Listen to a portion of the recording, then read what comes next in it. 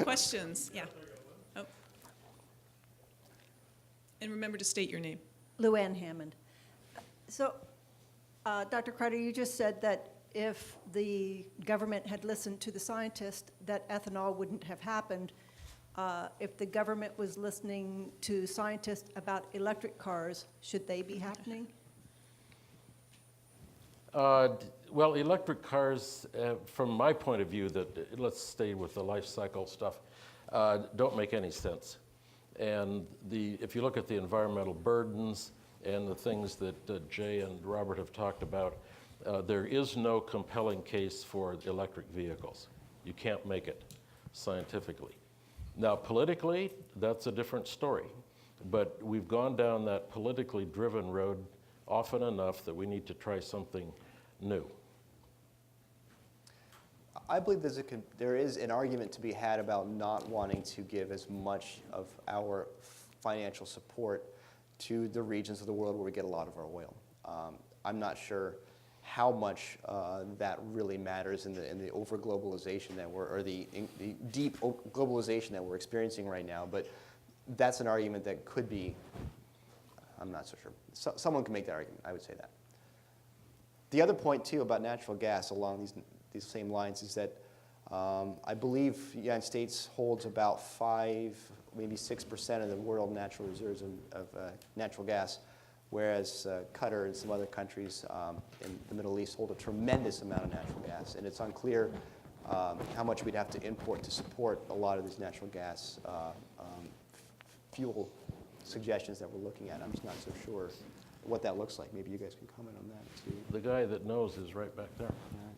Well, I'm very bullish on natural gas. To what extent the CNG market and the NGV market can make a significant difference, I'm less certain. But if in displacing coal in the power generation market, I think that there's a bright future for natural gas and the shale gas revolution. And I've been in the oil field. From everything that I can tell, it's real. Okay. My thoughts? All electric cars are the next big thing, and they always will be. Yeah, great. Yes, John Odell with Edmunds.com. A lot of us who write about this as lay people trying to understand and bring your messages to the people have taken a position for many years that we need to be energy neutral and solution neutral. Let's do something. Are we at a stage, and listening to everybody, this is for all the panelists that are still here, not just you three, are we at a stage now where we really need to pick a winner? There's no perfect answer. All we've done all day long is hear what's wrong with everything and why nothing is going to work quite the way we want it to work. Do we keep throwing all of our money and all of our efforts at everything and hope something will stick on the wall? Or do we need to pick something and go with it? Let me respond, John. Thanks for your question. I think I pointed out a couple of positive solutions. When you look at the big constellation of fuels, for example, if you wanted to make a bet, as Robert pointed out, that has been done by Exxon, why not look at algae? I mean, it certainly isn't the loser that ethanol is. And so I was trying to give at least an indication of what was positive there, as well as with the vehicles. In other words, I had a list of 7 different realizations of drivetrains, and one of them actually stood out as better than the others. So at least we ought to be looking at that a little bit more seriously. And secondly, I don't think we need a solution. I don't think it makes sense to have somebody driving around Manhattan in a car that's designed to go across Montana at 100 miles an hour. So I don't think we need a solution. And in fact, today we don't have a solution in our present fleet. I'll just briefly add, I think we're going the right direction. I think what Toyota's doing is fascinating. I think Ford, they have this EcoBoost technology where they're adding turbochargers to their entire fleet. And if you look at ExxonMobil's predictions or EIA or Cambridge Energy, they're projecting flat oil demand in the U.S. for the foreseeable future. So we're getting to a point where resource intensity overall of the American economy is flattening, rather. And the issue now is not really the U.S., but it's China, India, and the rest of the world.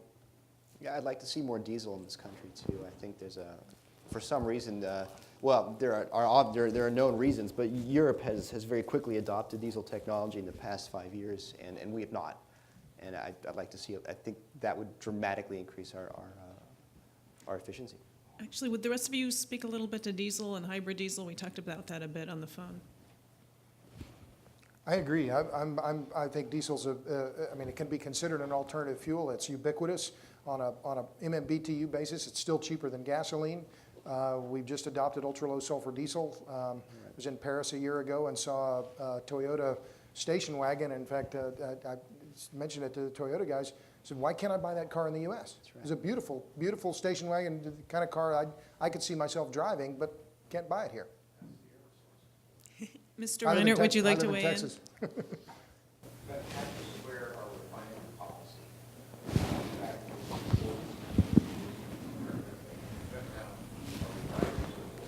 square that with desired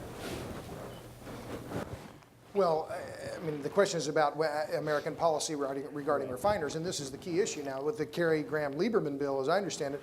Their whole target taxation protocol is targeting refineries, and they're doing it at a time when American refiners are shutting down because of lackluster demand.